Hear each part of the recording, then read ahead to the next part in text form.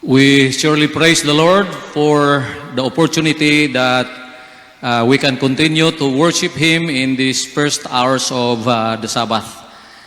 Usani ka pinasahi nga, I say pinasahi, tungod kay we don't usually do this, right?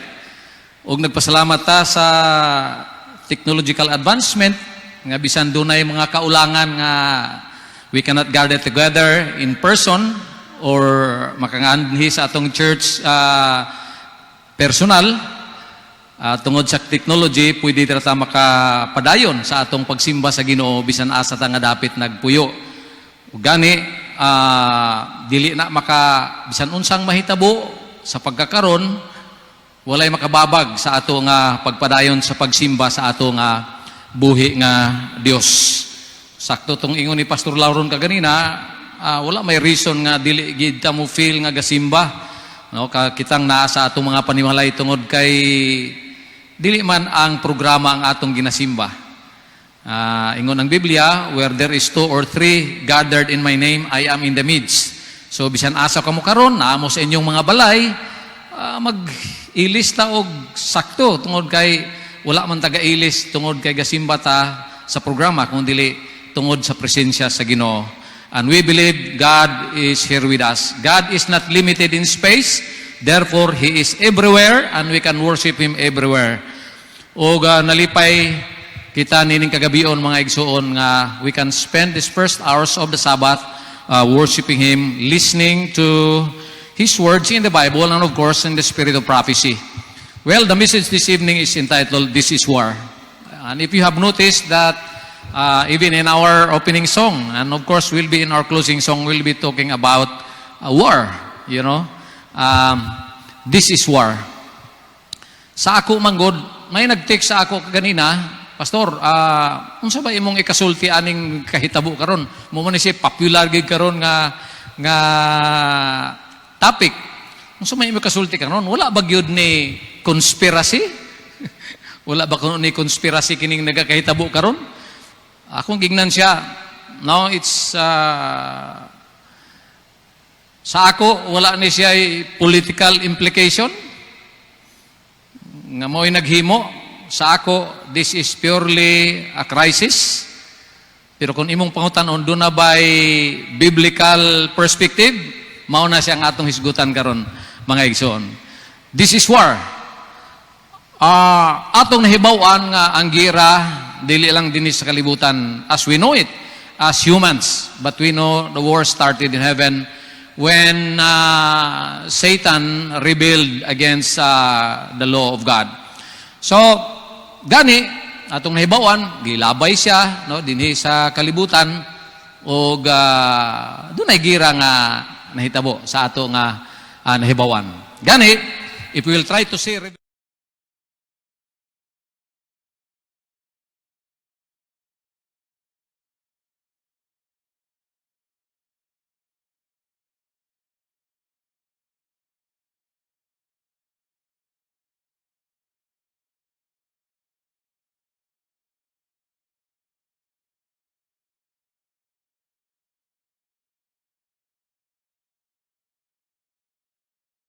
dragon was wrought with a woman.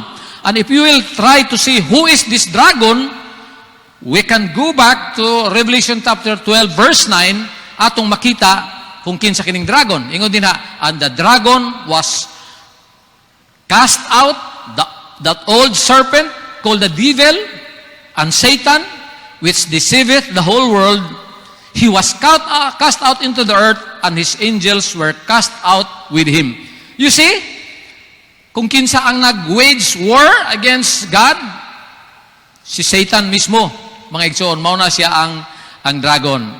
And we know Apostle Paul says in Ephesians 6:12, for we wrestle not against flesh and blood, but against principalities, against powers, against the rulers of the darkness of this world, against spiritual wickedness in high places. Ang ako nakita, mga igsoon, siguro manahimong usasad ni sa mga advantage. You can just imagine there are thousands of viewers right now. No?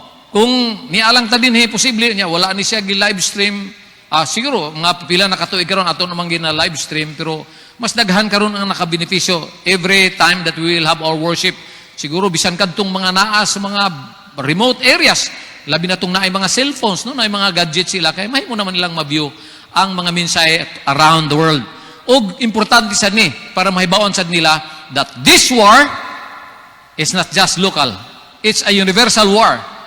Kinsa gani? Ingon si Apostle Paul, for we wrestle not against flesh and blood, but against principalities, against powers, against the rulers of the darkness of this world, against spiritual wickedness in high places. This is not a joke. What is happening right now is not a joke. Mga igsoon, kung imong tan-aon ang balaan nga kasulatan o ang spirit of prophecy. Because, whether we like it or not, there was a battle between Christ and Satan. But we know for sure that Satan was already defeated. Where? Yes, you're right. He was already defeated at the cross when Jesus Christ died on the cross. Battle between good and evil. Pero ang gihimo manggod, nag-shift siya. Gikan sa Ginoo, anam siya nahimo, gi-shift niya ang battle pagadto dito sa humans. Iyang paninguha, ngayang i-destroy ang mga tao. Ang reason, gani, kinsa gani ang iyang gi-wage war, ingon diha, dunay duha ka karakteristik sa mga tao karon nga iyang gi-shift ang gera. Ang usa niya ka karakteristik, there are two characteristics of this group of people. Keep the commandments of God and have the testimony of Jesus Christ. When to make war with the remnant of her seed. Sa Biblia, manggod, pag mag-iskot o babae, kung sa prophecy, it may talk about a church. O atong nahibawaan nga, ang pure church, the church of God, mo ni siyang gisgutan dinhi, og ang karakteristik sa church of God, duha ka buok, nga mo'y gigira karon ni Satanas. They that keep the commandments of God and have the testimony of Jesus Christ. No? Have the testimony of Jesus Christ. Well, do you know what is the testimony of Jesus Christ? Na usa sa mga karakteristik, mahibawan nimo kung kinsa ang mga tao sa Ginoo. Ingon sa Revelation 19:10, sa King James Version, ang ganyan, and I fell at His feet to worship Him. And He said unto me, see thou, do it not. I am thy fellow servant of thy brethren that have the testimony of Jesus. Worship God, for the testimony of Jesus is the spirit of prophecy. Mauna siya sa ato sa characteristic church. That's why we are claiming to be the true church because of these specific characteristics that the Bible has given for the church of God. That keeps the commandments of God and have the spirit of prophecy or the testimony of Jesus Christ. And then, what is that to do with this battle, with this war, when we have the spirit of prophecy? You see, it has been established fact that when there is a battle, when there is a fight, those who have the battle plan of the enemy have always the advantage. Because if we have the spirit of prophecy, and the spirit of prophecy is we know that it is giving us a news of what will happen tomorrow. Unsay may tabo? Ang history told us what had happened yesterday. Ang bag-o nga balita, nagsugilin sa ato unsay nahitabo karon. Ang prophecy is telling us of the news. Unsay may tabo tomorrow. And what is the advantage if we have the prophecy? It seems that we have it's just like we are having the battle plan of the enemy. That's why Satan is waging war with the church of God because it has his battle plan.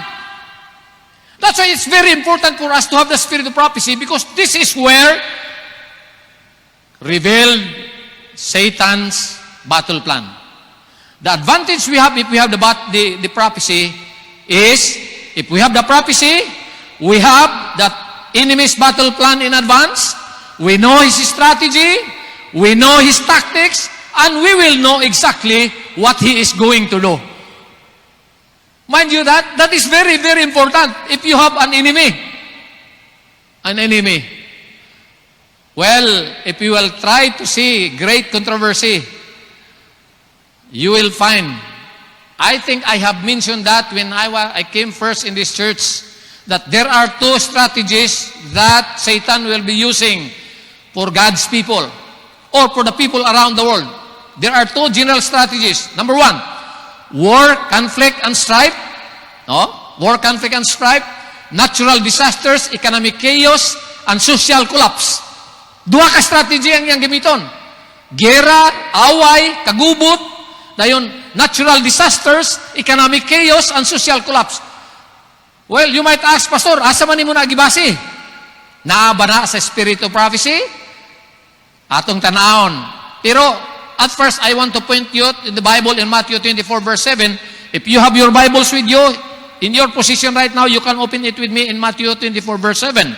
It says there, for nation shall rise against nation, and kingdom against kingdom, and there shall be famines, and pestilences, and earthquakes in diverse places. When I read this passage, before, I thought that it will just happen because it's naturally it will happen. Kaya binako kay mao gining mahitabo sa katapusan mga adlaw. No? Pero dili dahi. Satan will be the orchestrator of these happenings. No, my friends. No? Famines, pestilences, earthquakes, natural disasters. Mga igsoon. That's why Ellen G. White said in Call for Terminship, page 9, paragraph number 1, if ever there was a time when we needed to understand our responsibilities, it is now. I think Ellen G. White or the Lord through Ellen G. White is addressing this to his church, whom Satan is waging war. That we need to understand our responsibilities now. When truth is full in the streets and equity cannot enter, the Lord is coming very soon. Kung imong tanahon, asa gibasi ni Ellen G. White that the Lord is coming very soon, kining next nga statement niya, and we are entering into scenes of calamity. Asa mabasa nga ang calamity sign sa iyang soon return? Dito sa Matthew 24:7 nga atong gibasa kaniya. Or Luke chapter 21, you try to read that. Sa diyang si Jesus Christ was sitting at the Mount of Olives, nagpaduol sa iya ang mga disciples, ipungutan na siya, what will be the sign you were coming and the end of the world? Iyang gitudlo. Kinanglan, dili ka mo kay mutungha ang mga Kristo, mga mini nga Kristo, unya gutom, gubat, kamatay.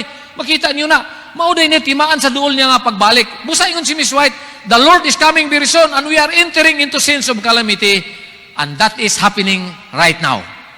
You know, ngano man di ay kung naay calamity. Ingon ni Ellen G. White din sa last nga statement, last nga sentence din sa passage sa Call for Terminship, page 9, paragraph number 1, satanic agencies do unseen are working to destroy human life.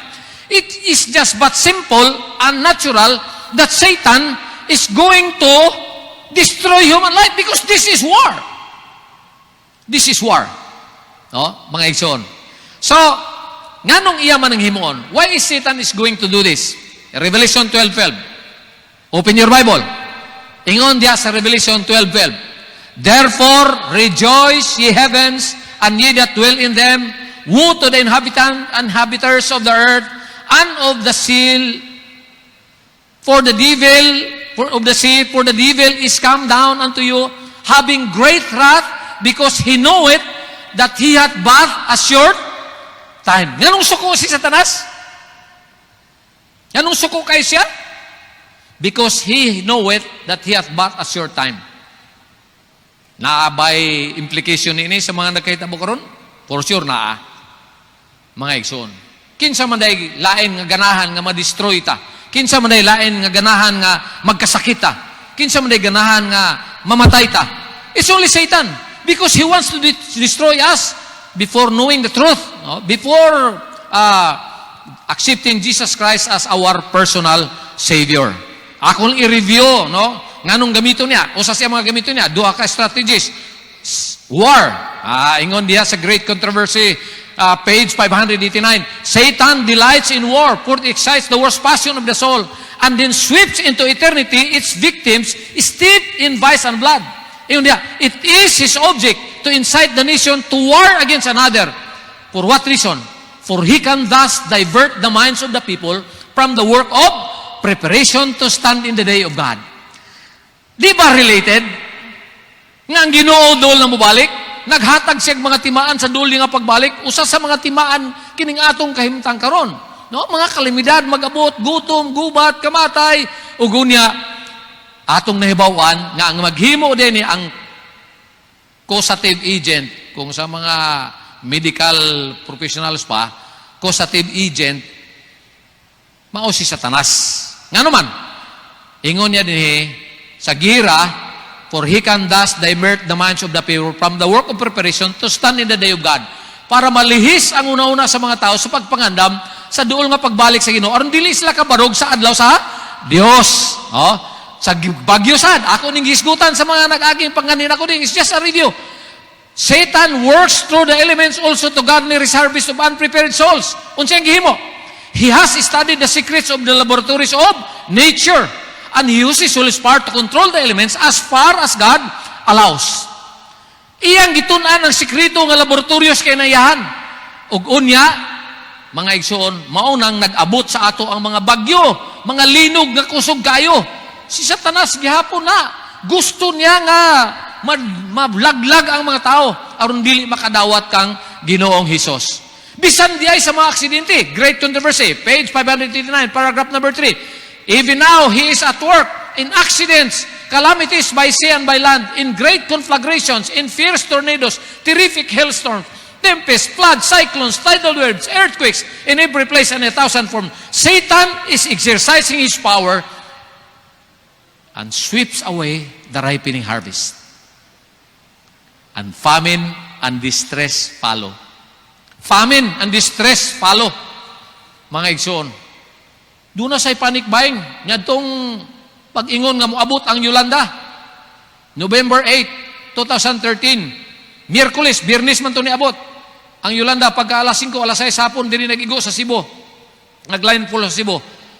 Miyerkules, panic buying dito sa Gaisano.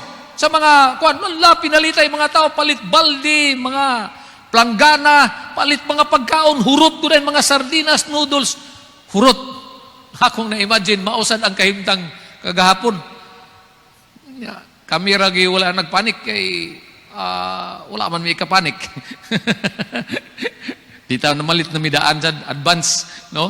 Pero nagkuhan gahapon may gahapon kay wala minahadlok nga di nakagawas ang among nahadlukan basin og dili dayon ma-reflinish ang mga stocks nga napalit sa mga tao. Grabe kayo, taas kayong linya. Alas 2 mi nagsulod sa SMC side. Alas 2 may nagsulod. Naglinya. Alas 5 na may nakasulod. Nakagawas mi. Almost 7 o'clock na. Grabe kayo, mga igsoon. Mga tao nagkapakapa, no? Pamalit sa mga gikinhanglan, mga igsoon. Famine and distress follow. Simple kayo ang implication ani. Down gini ang economy karon. Wala man stop man ang tanang negosyo. Stop man ang may tabo ani. Wala gini mga sweldo, wala kwarta. No? Famine and distress follow. Gamit niya.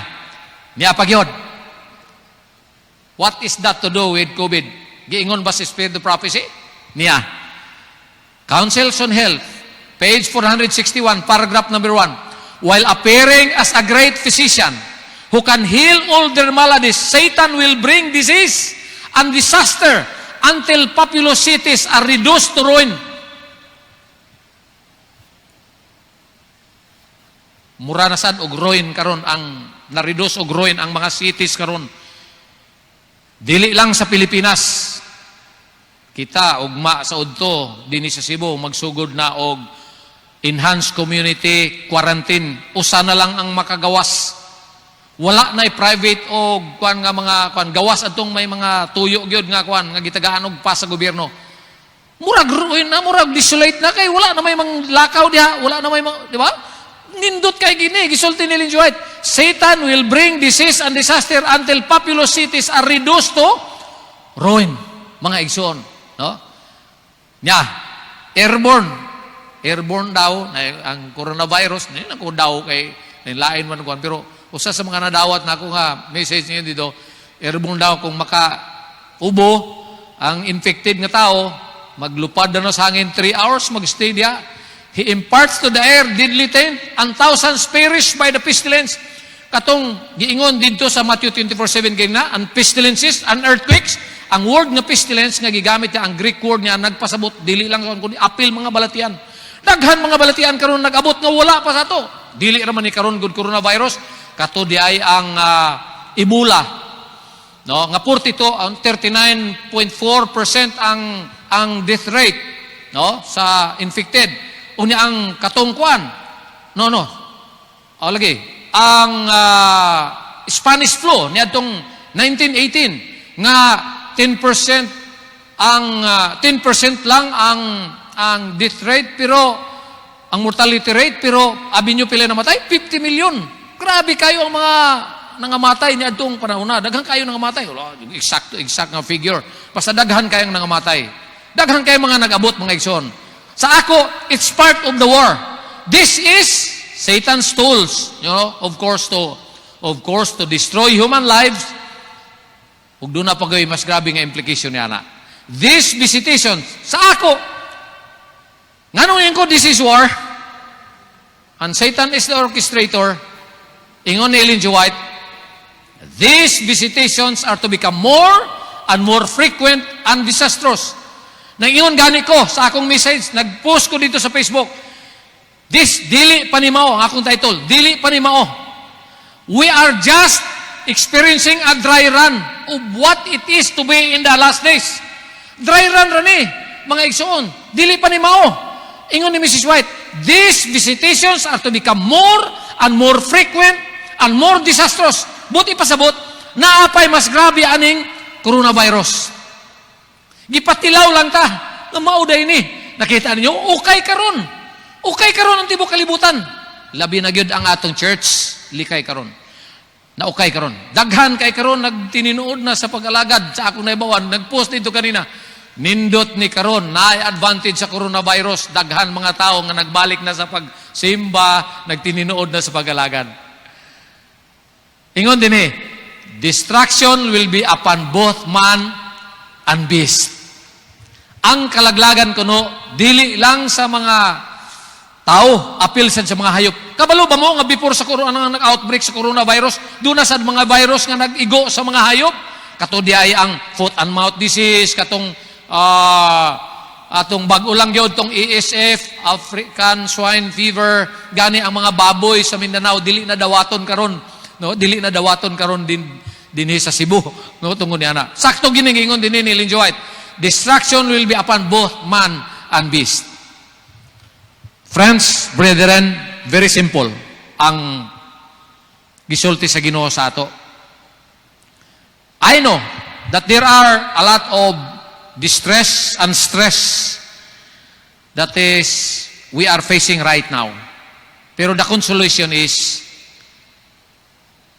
the long wait for the coming of the Lord might be over.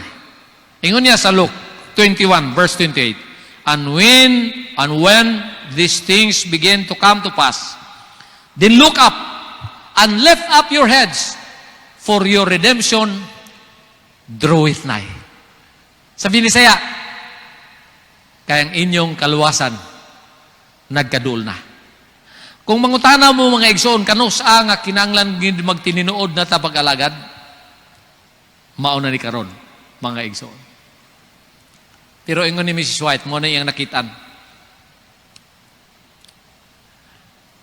I saw that many were neglecting the preparation so needful, and were looking for the time of refreshing and the latter rain to fit them to stand in the day of the Lord. Today is the day of the Lord. And to live in His sight. Oh, how many I saw in the time of trouble without shelter. Kari karon dry run man What if wala kay kwarta? Unsa may imong i-panic buying? What if wala kay palit og mask?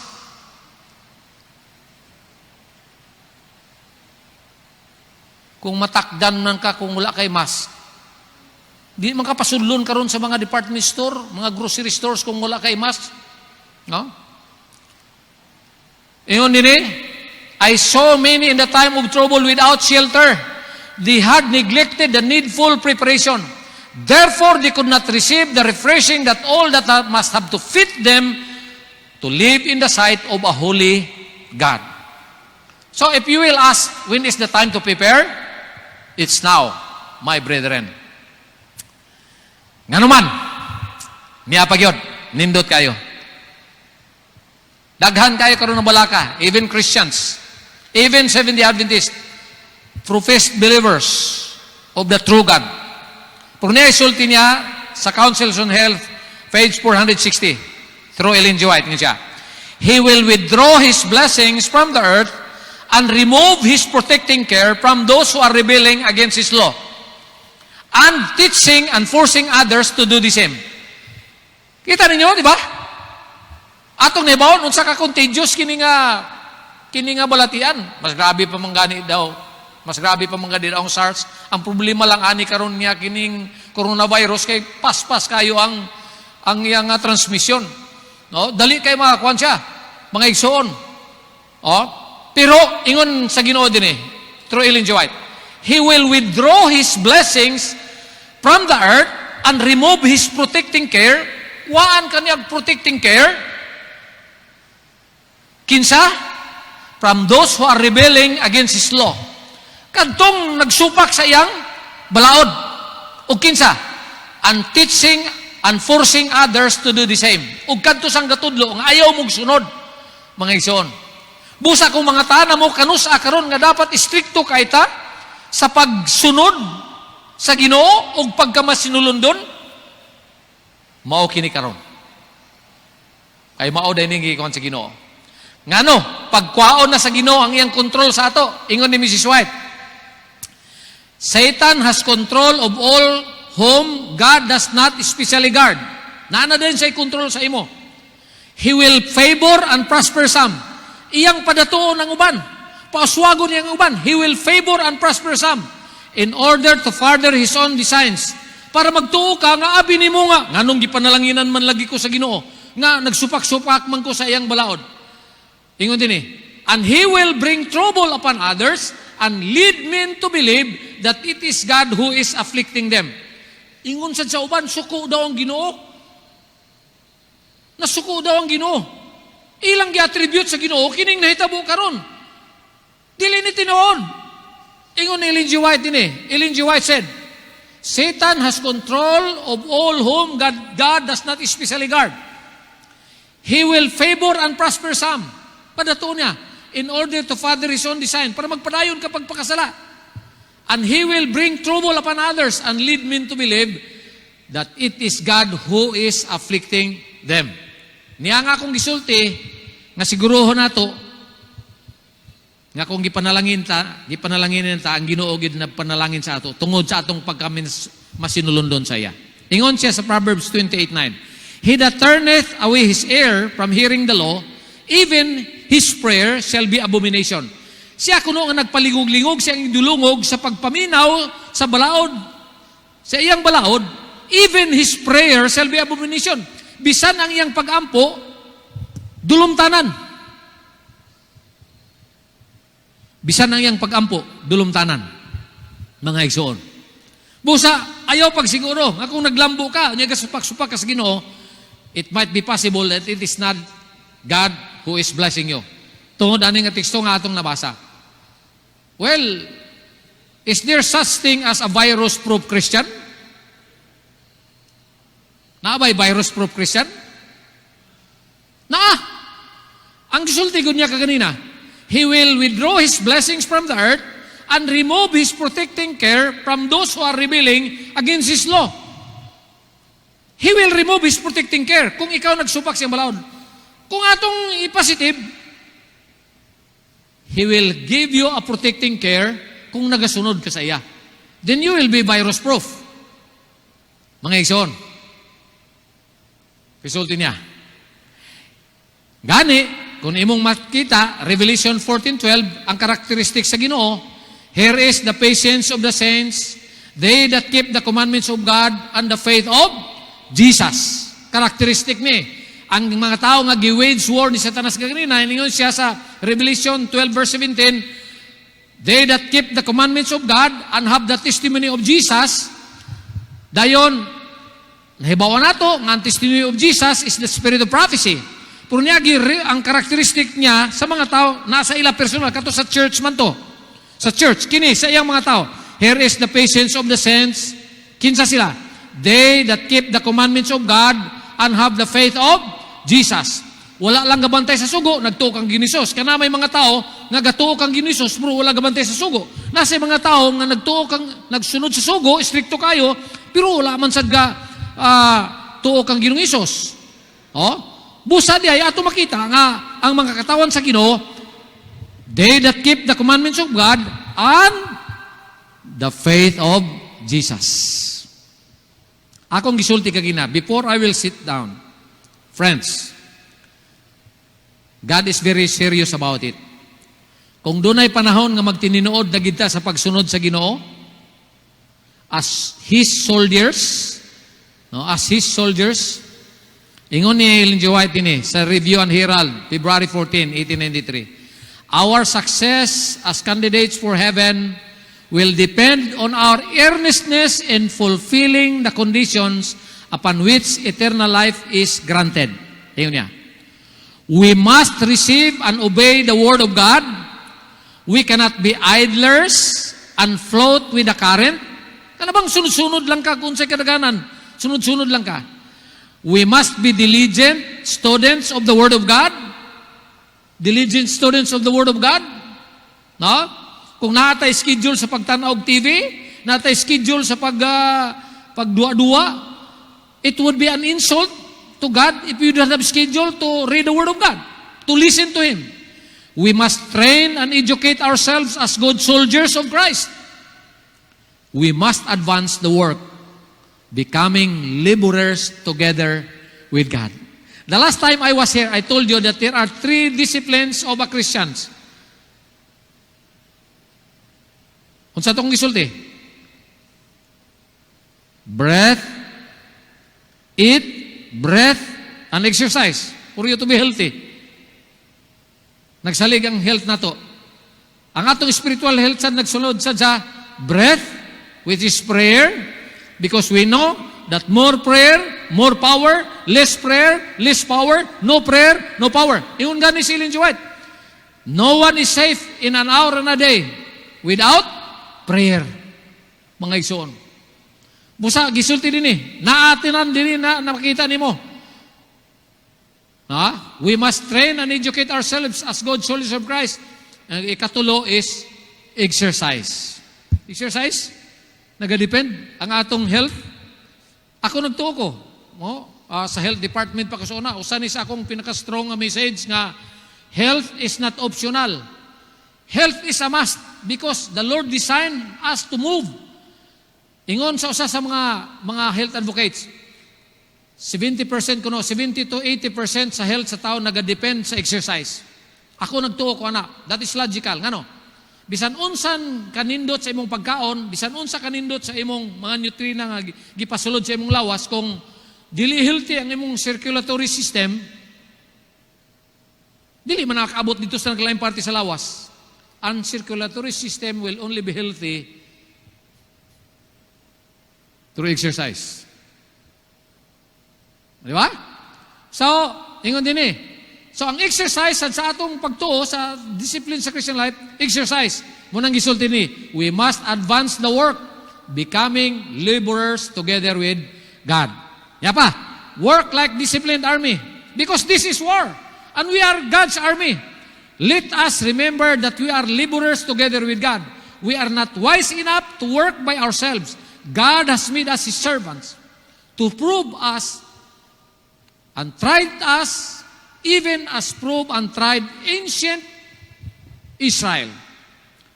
He will not have His army composed of undisciplined, unsanctified, erratic soldiers who would misrepresent His order and purity. You see what God said through Ellen G. White? He will not have His army composed of undisciplined, unsanctified, erratic soldiers. Kung soldiers ta sa Ginoo kinanglan gid nga disciplined, mo na gisulti ni Ellen G. White dinhi, who would best represent His order and purity. Those who have the unction from on high in all their efforts, encourage order, discipline, and union of action, and then the angels of God can cooperate with them. But never, never will these heavenly messengers place their endorsement upon irregularity, disorganization, and disorder. All these evils are the result of Satan's efforts to weaken our forces, to destroy courage, and prevent successful actions. Uyaw kayo mga igsoon, di ba? Ang iyang gisulti ni Ellen G. White. Kinahanglan seriousness. Katapusan ni nga passage about discipline. If discipline and order are necessary for successful action on the battlefield, because this is war, according to Ellen G. White, Counsel for the Church, the same are as much more needful in the warfare in which we are engaged, as the object to be gained is of greater value and more elevated in character than those for which opposing forces contend upon the field of battle. No? In the conflict we are engaged, eternal interests are at stake. Because this is war, and what is at stake is not just that we live and die later on, but what is at stake is eternal life. So sama sad sa atong panlawas. Ang atong lawas nagsalig sa mga produkto sa yuta, aron kita mabuhi, maghimsog ug mabuhi. Kung mapakyas ang atong lawas pagkaon sa mga produkto sa yuta, aron mahimsog ug mabuhi, mahimong kita magkasakit unya mamatay. Mausab ang atong espirituhanon nga pagkinabuhi. Nagsaligsad sa espirituhanon nga pagkaon. Kung mapakyas ang atong lawas sa pagkaon, if we fail to eat spiritual food, we might be ill spiritually, and we will die, and we will never be resurrected. Kung mapakyas ta pagkaon sa espirituhanon nga pagkaon, mahimong kita mamatay, o dili na gyud mabuhi pag-usab. You know what? Because in the war, dinhi, sa gisulti ni Miss White, in the war where we are engaged, eternal interests are at stake. Because God has promised sa John 3:16, for God so loved the world that He gave His only begotten Son, that whosoever believeth in Him should not perish but have everlasting life. Ningon siya sa Revelation 2:10, be thou faithful unto death, and I will give thee a crown of life. What is at stake in this war is not just to survive and live and later on die, but to survive in this war and have that eternal life that Jesus has promised. Don't be an ordinary Christian. Kung soldiers ta, dapat dili ta mamatay sa sakit. Mamatay ta sa gira. Kung sa gira, apil ang sakit, dapat nagkasakit ka tungod sa gira. Kaysa namatay ka, nagkasakit ka, naa ka rin naglingkod. Sundalo gud ta. Di ba? Insulto kayo, sundalo ka, namatay ka sa sakit diya sa imong lingkuranan. So, in the conflict we are engaged, eternal interests are at stake. Now, towards the end of my presentation, ingon na Apostle Paul, what is the solution? Put on the whole armor of God, that ye may be able to stand against the wiles of the devil. Because the war that we are engaged in, we need to be in full battle gear. Ingon ni Apostle Paul, put on the whole armor of God, that you may be able to stand against the wiles of the devil. I will give you an assignment. Atong naminaw around the world, mga igsoon. Tanawan ninyo sa Ephesians 6:13 onwards, makita ninyo unsa ning whole armor of God, so that we may be able to stand against the wiles of the devil. Gani, ingon si Ellen G. White, letter 4, ingon niya, God's soldiers must put on the whole armor of God. We are not required to put on human armor, but to gird ourselves with God's strength. Picture sa armor, na wagi makalusot. Sa una ba, sa ilang mamaguning picture nga gisulti. Pero karon kay mga, kuha naman lang, plain lang mga patig uniform, ang kuha naman, mga armored cars naman, wala man na sa una sa ila. Pero ang kuha na ni nga, kuha ni Apostle Paul, kaning armor sa una, gira ba, soldier, nga naa sa full armor. Put on the whole armor of God, mga igsoon. Ako ning gisulti, nagbiyahe mi dito sa Bigan, mga dugay na, mga 2 months ago, nagbiyahe mi dito sa Bigan. Mga itong pagsugod na, pagkadungog-dungog sa kuan, nang distribute ang atong union, nag-distribute og mga face mask, Ako sad, nagkuasad ko. Pagbiyahe na ko, dala ko. Padung ko sa airport. Gikan din niya sa Bulacau, padung sa airport. Nagsulob kog mask. Ang akong gigamit kining blue. Kining N95. Duha man ka klase. May N95 sa nga nipis-nipis. Kani gid akong gisulob. Pastilan. Di tuod ka sulod ang virus pero di sad kagawas atong gininhawa. Oh. Nya kay wala ko ka toothbrush. Magistorya ko sa driver sa taxi. Oh, bahu akong babae, di man mahimo kinang naman gid ako nga naon tangtangon ako. Kay di man ko mamatay sa virus ani, mamatay ko sa bawas akong baba. So, magsiyaw-siyaw ra ning kuana eh. Pag-abot dito sa airport, mga 40 to 50% ang nagsulob og mask. Ang uban wala gasulob, ang uban gasulob. Anong maning niya siya oy? Ang uban wala gasulob. What if na ani mga sakit ning wa gasulob? Wa gyapon, ya magsulti ka, nya anaon nimo. Nya pag-abot na mo sa Manila, nagkaon mi. Ang alam mo kaon day ka nga nay mask. May itong doon ay gipost sa Facebook nga gibutangan og bintana diri nga suyop dito nga hungit wala man masubo nimo. What if paghubo nimo may pagsulod sa wa gyud ko. Siguro ang pinaka-safety ra gyud. Sulob gyapon nagmas ang pinaka-safety gyud mao ang atong Ginoo nga magpanalipod sa ako. Tato. No? Mga suit nga gikinahanglan ang suit nga iya sa Ginoo. Busa sa amo sa publishing. The publishing department may nindot kayo nga punto dinhi nga gusto nako ipasabot sa inyo before I will end this presentation. Nasulti ni Ellen G. White. We are fast approaching the end. The printing and circulation of the books and papers that contain the truth for this time are to be our work. Dapat mao kuno ni ang atong trabaho. We are fast approaching the end. Well, nag-correlate ni tanan sa atong gisgutan karong gabi nga tungod kay naggawas na ni siya karong mga pangitabo. The Lord is coming very soon. Nganong ningon dinhi, we are fast approaching the end. The printing and circulation of the books and papers that contain the truth for this time are to be our work. Mao mo gani akong pagtuo sa una. I thought before nga atong nadunggan sa una nga moabot daw ang panahon nga dili na pwede kawali, dili na pwede mag-Bible study, moabot daw ang panahon, manago na dang dawta. So unsa na lang? Akong nakita sa karon nang hitabo karon, wala na may wali nato karon, wala na may crusade. Dry run pa lang gani ni. Di ba natistingan na nato? Sayon ra day kayo, abi na ko sa una nga do nagi gobyerno nga magpakana ang gobyerno gyud, magpakanaog gyud og decree nga dapat mga Seventh-day Adventist di na mo magwali, persecute na mo, prison mo magwali mo. Di virus ra di ay sayon ra kayo, coronavirus ra. Hunong day ang tanan natong wali. Naunta ko'y crusade sa Bacolod. Karong April 29 to May 9, canceled. Daghantag mga tigom-tigom, canceled. Dagko nga mga tigom-tigom. Cancel. Simple ra day kayo, di na din kawali. Di na pud kadawaton magsuroy-suroy ka sa mga balay, mag-Bible study. Nakaingon ko, samtang nag-anam og kagrabe karon ang panahon.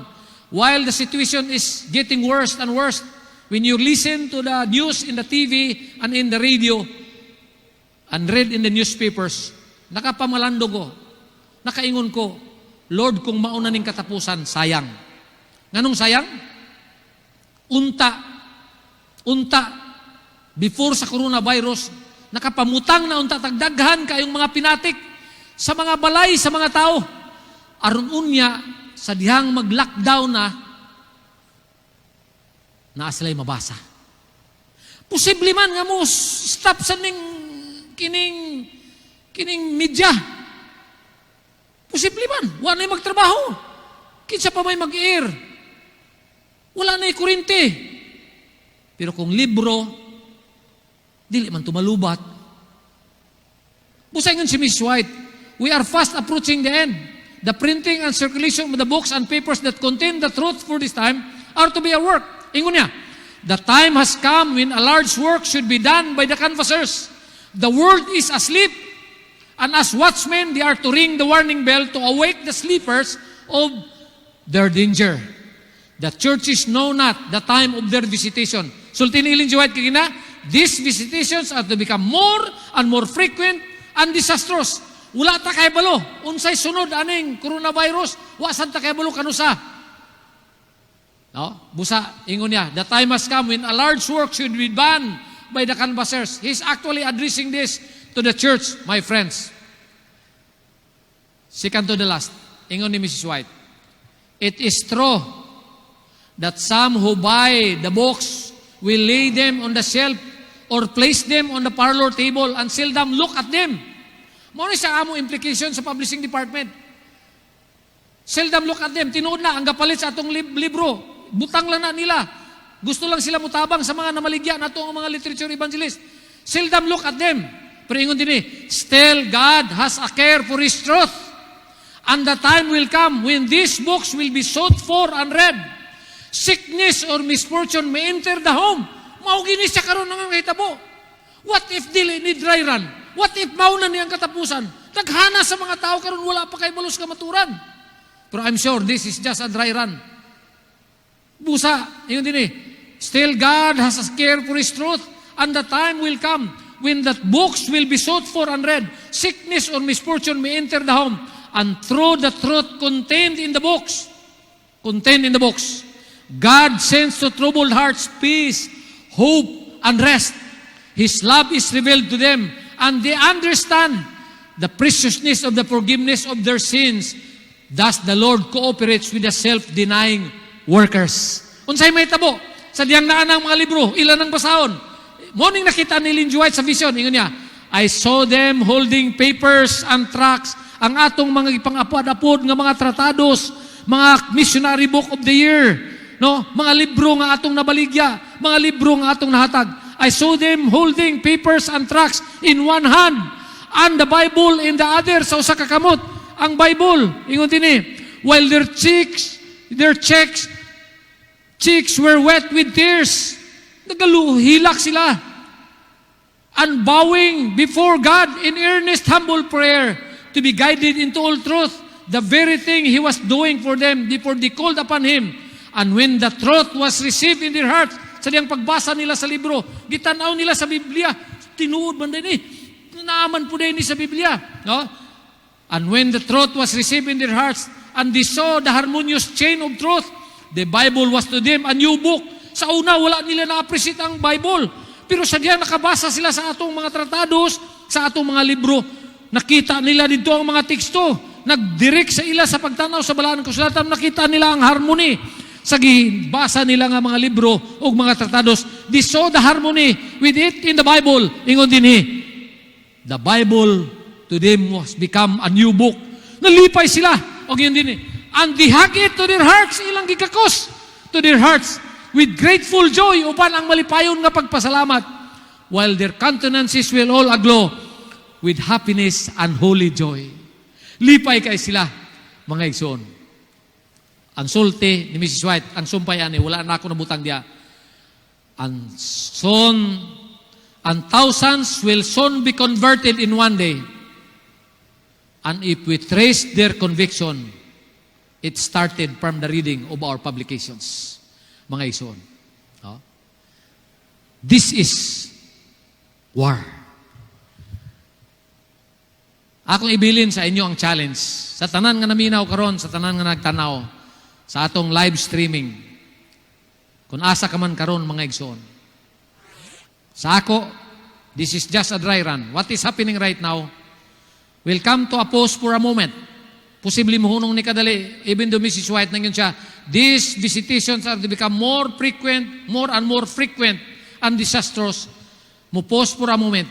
Paghunong ani karon, pagmuhupa na ning kahimtang karon, we will double our time, triple our time in spreading the good news. Sabi sa nun sa nga paagi. Ug usa sa pinakapaspas mga paagi, mao ang pagpanghatag sa mga tratados, pagpangbaligya sa mga libro, aron sa dili pa mo abot ang sunod nga lockdown unya. Mga igsoon, ang kamaturan naana sa panimalay sa mga tao. You know why? Because this is war and you are soldiers of God and duty bound for a rescue operation. May the Lord bless us this evening.